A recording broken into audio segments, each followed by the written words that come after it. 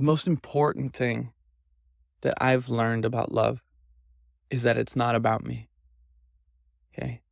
It's not about the individual.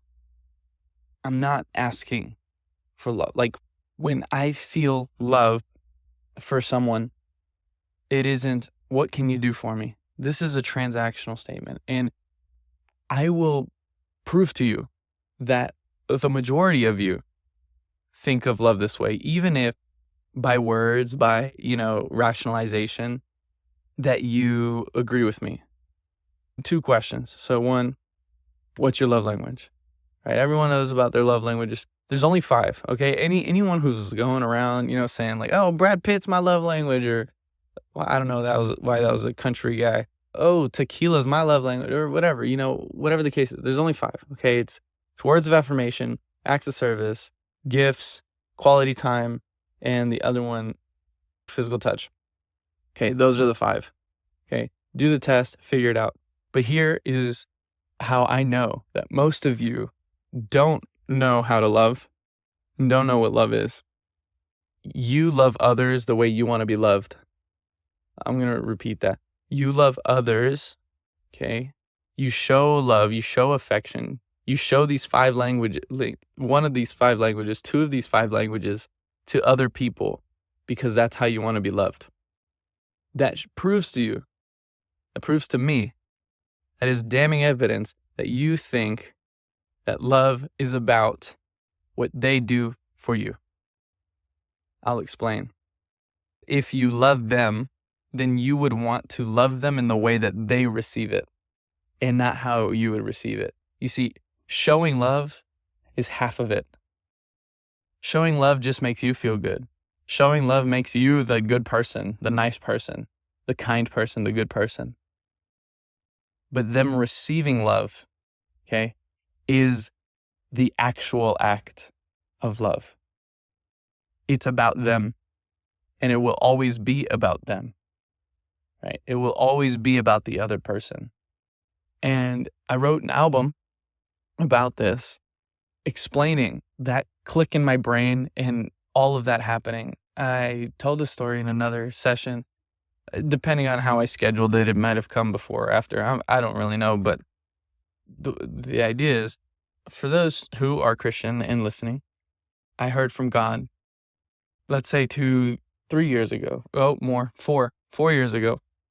I heard from God that this girl that I was crushing on, she was going to teach me how to love. Now, I thought that meant that I was going to marry her. I was very wrong.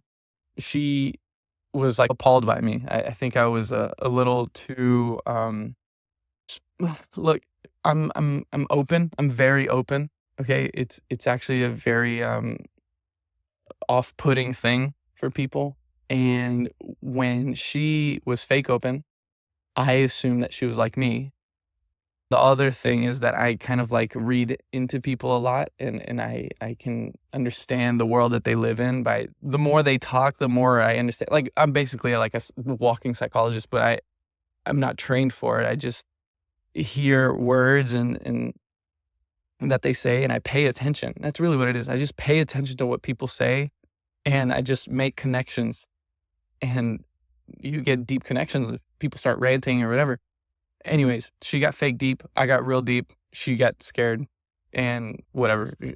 My point in all that being, for some reason, while I was in there though, I was contemplating these ideas. Like, I was thinking about, whoa, it's not about me. Like, I'm doing all these weird things, and is this who I am?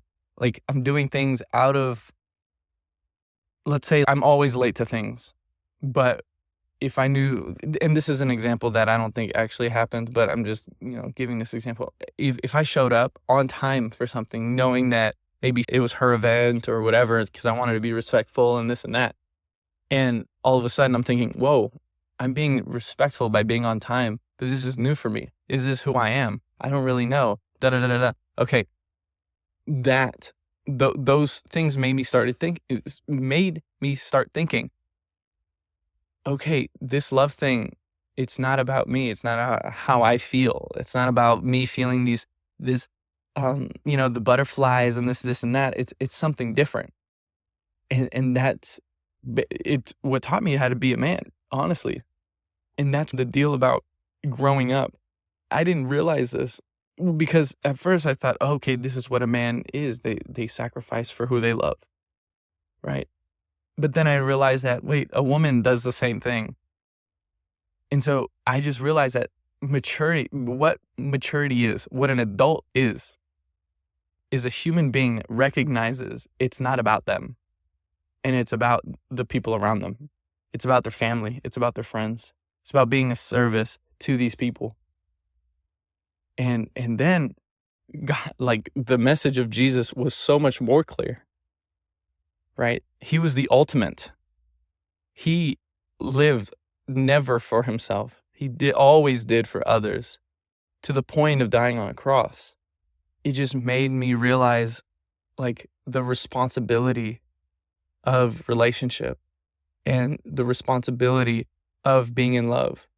And look, if you're not ready for it, you're not ready for it, okay? And that's perfectly fine, right? That's not something that happens overnight. That's not something that I don't think you can decide, you know? I mean, maybe you can, you know? I know people say, you know, love is a choice and this and that. But if you don't even understand like the concept of what love is, what are you choosing? You know, it's not a multiple choice answer. It's a yes or no answer, but you need to know the question, you know? And so that's what this is about. That's the question. Are you going to love selflessly? Are you going to love sacrificially? Because this is what real love is. And I know that if you're not Christian or if you are Christian, it doesn't matter. I know I'm a Christian and I talk about Christian things and I bring gospel into a lot of these things. But truth is truth. And if you're hearing this and you're recognizing, okay, yeah, I actually see your point. I'm actually, you know what? I'm going to keep arguing just for the sake of clarity. But when you love for yourself, okay, this is what happens. This is, you know, the manipulative mom, for example, you know, like that whole arc, you know, that archetype, they do everything for the family, right? But what they're really doing is they're doing everything for themselves. And I know that there's a lot of people who go through that. And what I mean by that is they lead with their fears, they lead with their desires. And what happens is that puts pressure on their kids, that puts a nagging on the husband, and it does all these things. And we've all seen this. We've all seen the function of this, right? Love cannot be selfish, right? For a mother to be perfect, let's say, in her motherly love, is to nurture the desires. I don't want to say fears, but what I mean by nurturing their fears, I hope you understand, like, you know, in the aspect of learning how to deal with their fears, learning how to work around their fears, working with that, and then flowering their desires, right? Like helping it grow, enhancing them, pointing them in a direction, in a healthy direction, you know, all these things. It's not about the mother. It's not about the father, right? We see so much toxic parenthood because of these things, imposing their desires. And we've all been a victim of this, or we have all been a suspect of this. We've all done that to other relationships. We've imposed maybe not dieting restrictions, but a nonverbal weight restriction, you know. We've all imposed nonverbal mental and physical restrictions or whatever the case is. And I don't know, I'm saying be laissez-faire. But what I'm saying is if you're in that kind of relationship, get out. Like it's not something you can, maybe it's not something that you can really transform. Or if you go for it, go about it and try to live in this selfless kind of love with the other person, you're going to recognize, I don't actually love you, you know? And that advice is for people who are dating. And if you're married, please, like, I know some marriages just are too far gone. And I know people would give me flack for that. But too far gone, I mean, you know, abusive. But loveless, I don't believe in a loveless marriage. I think I think you have to be real conceited to think that you've tried everything to rejuvenate a love and it didn't work. I think that that's just bitterness and anger and unforgiveness. But if you do all those things and work through all of that, you will restore a marriage. Like, again, I've also learned that you can create romance. That doesn't happen out of thin air. That energy, oh my goodness. One thing that Tim Keller talks about this, and it fascinates me so much, and people really need to understand this, that um that those butterflies in your stomach and that passion that you feel and this and that is a delusion of the ego. Those feelings you get is the feelings of this person that I think is worthy finds me attractive. That's all that is. And so the butterflies you feel, right? The passion that you feel, it's all ego driven. It's all selfish. And that doesn't sustain a marriage. What sustains a marriage is purpose. What sustains a marriage is companionship. What sustains a marriage is selfless love. It's being considerate and helping the other person get to their goals and vice versa. And when you both do that, you guys function in a unit in such a way that you do twice the work with half the effort. That's what marriage is for. It's not for love. I'm sorry. This is a notion that was made, in the freaking, I don't know, 1950s. Like, marrying for love is so new. And it's just, I'm sorry. That's why the divorce rate is 50%. You know what I mean? Divorce rates are at a flip of a dime because people are just trying to serve themselves. They are trying to find a relationship that suits them, but they don't want to suit themselves for the marriage. It's so crazy. It's like having a wedding and expecting everyone to dress up, and you're there at the altar with no white dress or with no suit. I'm not saying you're naked. I'm saying, you just have regular clothes on. You don't dress yourself for the occasion, but you expect the other person to. That's ridiculous. That's absurd. When I put it this way, can you see how crazy all of this is? Again, love is not about you. Love is about what can I do for the other person? When I do that thing for the other person, does that person receive what I'm trying to give? I think that connection right there is huge. And it was a huge disconnection with me and my dad, for example, that he, most parents, 99% of parents, they love their kids, They love their kids and they want to express that, but they don't express it in the way their kids receive it. So, my dad was very touchy, and, just because, he's Brazilian and he just wanted to give hugs and, kisses on the cheek, on the forehead, and all these things. I've said this before, I'm borderline autistic, so I don't like physical touch that much. But he was trying to show his love. I didn't receive it. And then he felt rejected and this and that. But the moments that, we just sat down together and watched a TV show together or listened to a song together and we're like, oh man, this is kind of cool. Those moments to me, it was like, oh, wow, And then when I would try to go sit and talk with him or this and that, and he's like, oh, dad's tired, and he'd go to sleep and stuff, which understandably so. This man works 14 hours a day for the last 40 years. What, that sucks. He's exhausted, especially now, holy crap. Me being 27, turning 28, me just working, 60, 70 hours a week, I'm freaking exhausted.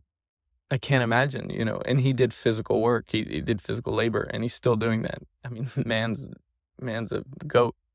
But my point is we were trying to show each other love in the way that we wanted to receive it, you know, and we got offended when they didn't receive love, and that's not love. And so now I make sure that, I give them a tight squeeze and a hug and this and that, and I give them, kisses on the cheek, and because it's just the Brazilian way, right? Like, just they're very physical, they're very passionate, and all this. And then, he makes sure that, once a week we sit down, for a lunch or something and just catch up and talk. And that's what we do for each other. It's so funny. My wife, I don't mean to bring her up so much, but she's literally like the only person I talk to. That's not true. But obviously, as my wife, she's gonna be the person I talk to the most. Um, but she's always asking like, "Oh, well, do you want to do this?" And then the other day, we were, it was not fake. I don't want to say fake fighting, but we were just like passionately talking. And I say that because like no one was mad at each other or anything. And she was like, "Do you like?" She's like, "Oh, I'm gonna go do this, this, and that with my best friend. Do you want to come with?" I was like, "I don't know. Do you want me to come?" And I asked because like, well, I mean, you're two friends. You're gonna be gals together and this and that. Like, do you really want me to party poop in the back of the car? Or whatever. And so in my head, I'm like, nah, I don't really want to go. But in my head, if the love of my life asks me to do something, I'm going to try. But anyway, she was like, why can't you just decide these things? Why can't you just ever like go on your own? And I'm like, because I'm a selfish human being and I am an a-hole at that. I am the worst of the worst, but I do things not because I want to, but because of love. And if I love you and you say that you want something, I will go out of my way to try and get it. Sometimes and then sometimes my selfishness overcomes that and I can't. And that's when I fail, right? As a husband. And that's when I fail to love her. And that's what it is when I am too selfish, when my selfishness overcomes my love for her, when my love for myself overcomes the love I have for her, is when I fail as a husband. And this is the case for friends. This is the case for family. This is the case for my community, for my youth group, for everyone. When I love myself more than I love them, then I fail. And I do things that are selfish, and I do things that are maybe manipulative. And that's when people get toxic, is when they love themselves too much. And I don't know if you understand this. When I say that they love themselves too much, in fact, we understand this now about like narcissism and the whole complex.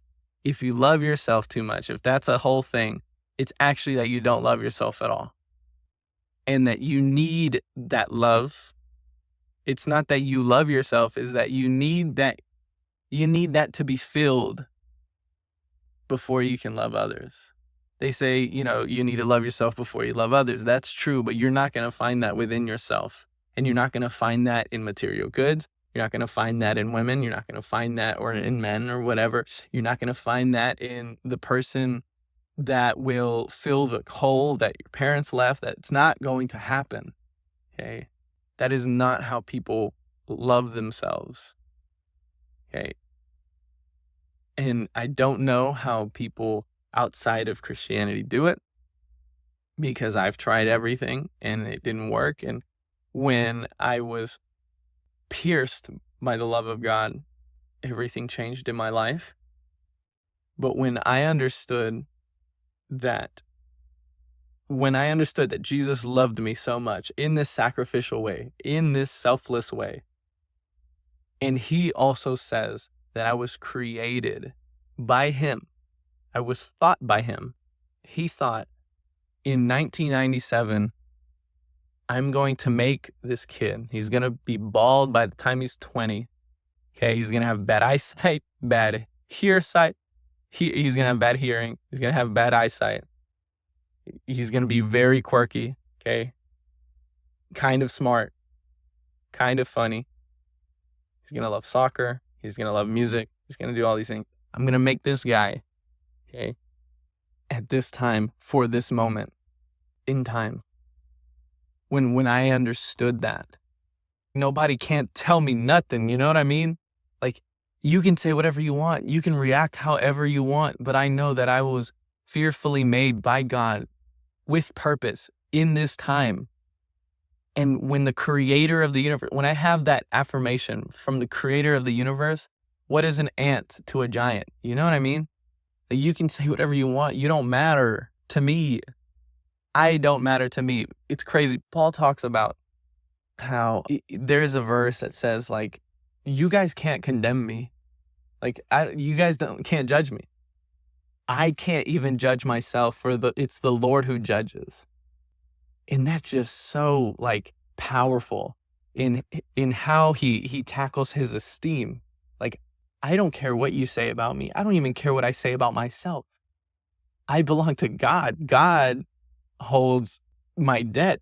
God, I belong to him. So he gets to say what I am. I don't get to say what I am. You don't get to say what I am. God does. That is so powerful. And that helps you move with such confidence, because God is clear about who he says we are. He's so clear. The Bible's so clear about who we are in Christ. We are princes and princes. What? Princesses and princes of the kingdom of God. We are heirs to an inheritance, and we are heirs to heaven. We are heirs to the glory of God. We get to be in it and experience it, and this is ours. And that's all in the next life. And just because we're not old enough to receive our inheritance, because I'm talking in death, doesn't mean that inheritance doesn't belong to us. Doesn't mean that, that's not our rightful claim. It doesn't mean that we, when a prince is waiting to be king, yes, he's not a king yet, but that's his destiny. He still needs to act in accordance to how would a king act, because when you get it, and you have to do it now.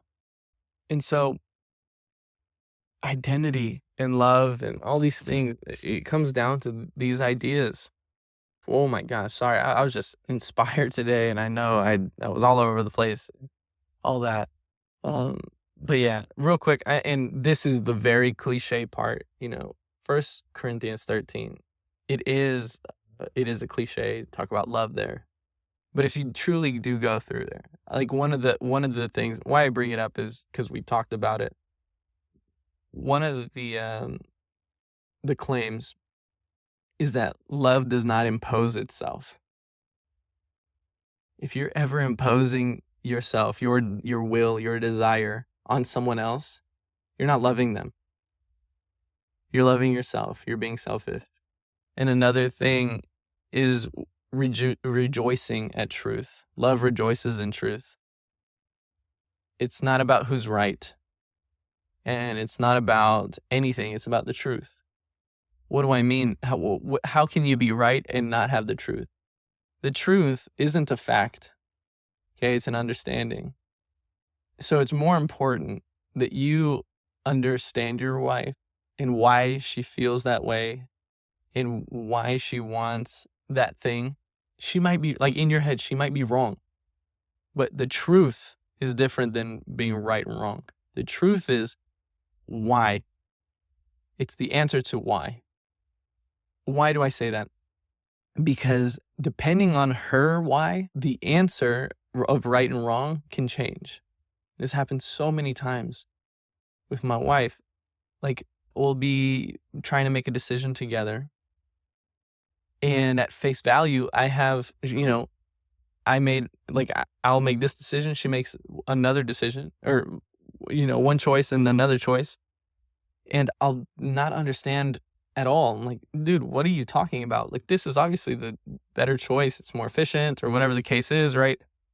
And then she explains, well, I can't think of an example, but let's say she just has a compassion for something that I just don't. And then when I hear her out, I'm like, dude, that's so noble. And that's so like, your heart is better than mine, you know? And when we get to that conclusion, when she opens up, when she can open up and tell me that, 9 times out of 10, I will take her side, you know?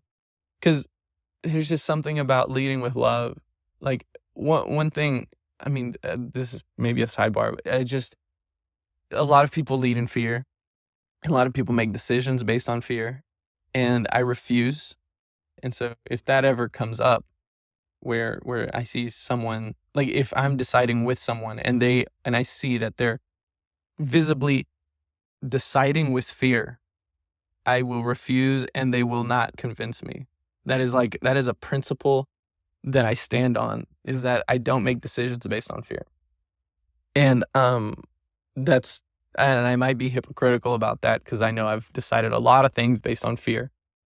But that's I think maybe that's more because I haven't been challenged and someone says, "Hey, you're doing this out of fear." And usually that'll click and usually that'll strike something in me and I'll be like, "You're right. You're absolutely right." And I'll do a 180. But I don't have that person with me all the time to tell me that I'm leading with fear. Regardless, rejoicing in truth, rejoicing in when the truth comes out, right? It's way more important than being right and wrong because you actually get somewhere. And where I see this the most, like I saw this debate between a bunch of Gen Z like political commentators or whatever, and they were just throwing like surveys at each other, throwing or not surveys, but like not scripture, that's definitely not it. Oh my goodness. Throwing like articles and scientific journals and this and that to explain their points, and they're just going back and forth, and it's obvious that they didn't necessarily care for the truth, they just cared for being right, and they were arguing their points over and over again in different ways and this and that, but they weren't hearing out the other person because they already made up their mind. They already made up their mind about something, and they were just arguing it to the death, and that's why it doesn't get anywhere. The truth isn't about being right. The truth is about hearing out the other person and finally getting to the conclusion of things. That's truth, right? It's hearing people out and actually getting deep. Because, look, I'm hitting you with another gem, okay? Regardless of how you function as a human being, whether it's with your gut, whether it's with your brain, or whether it's with your heart, all of your rationalization stems from emotion. Now, I don't mean feelings, I mean emotion, okay? I'll give you a very easy, basic example, but this isn't very common, okay? But like any kind of racism, you have to feel the racism before you start looking at the facts, before you start rationalizing, before anything. And then you start building this thing, and then you have arguments. And that's how it's made, right? Like, so when you hear someone talk about racism or whatever, when they have, the facts and this and that, and you're like, he doesn't sound racist, but what he's saying is racist. Like, he sounds very intellectual. He's using facts, this and that. He sounds very objective, but this is still a racist notion. The idea is there might be emotion behind that. And I say this, and I know that's going to be weaponized or whatever, but it's funny. It's the people who weaponize this that are actually the problem, because they start with the notion and they're seeking for an argument that fits in their agenda, that fits with what they do. And almost everyone does this. Almost everyone does this. Both sides of the aisle, doesn't matter, like, creed, don't matter, nothing.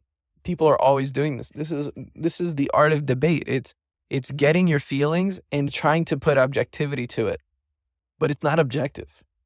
Because you have to understand, your vision, your perspective, that's the window that allows information to come in. People aren't open-minded as they claim. People have an opinion. People feel a type of way about something, and then they argue about it.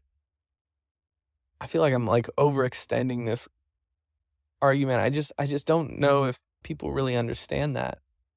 It's funny.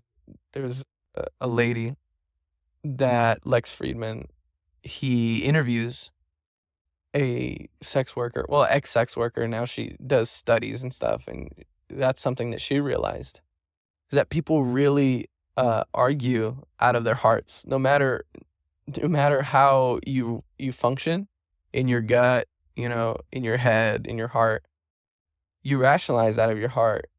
It just manifests itself differently. It's like the ethos, pathos, and logos all comes from the same place. The logic, the emotion, and the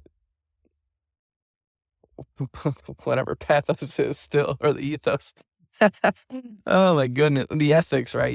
You're just claiming on what society is, and the expertise of things or whatever. Sorry, but it all comes from the same place in the heart. You know, I don't think I can't explain it further than that right now because I don't like thinking, like, I don't like raw thinking over the phone or on camera or whatever the case is. I like to have my ideas a little sorted out first. But that's just a notion that keeps coming back, and I don't know how else to describe it. I think examples is always the best way to talk to people, but I don't have any. That's like, I know that for a fact that that's just the best way of explaining things to people is by examples, but I'm so bad at examples. Oh my goodness, dude, I'm the worst speaker ever. But yeah, that's all I got. Um, I know I always end these so weird. I just don't know how to end them. So, okay, bye.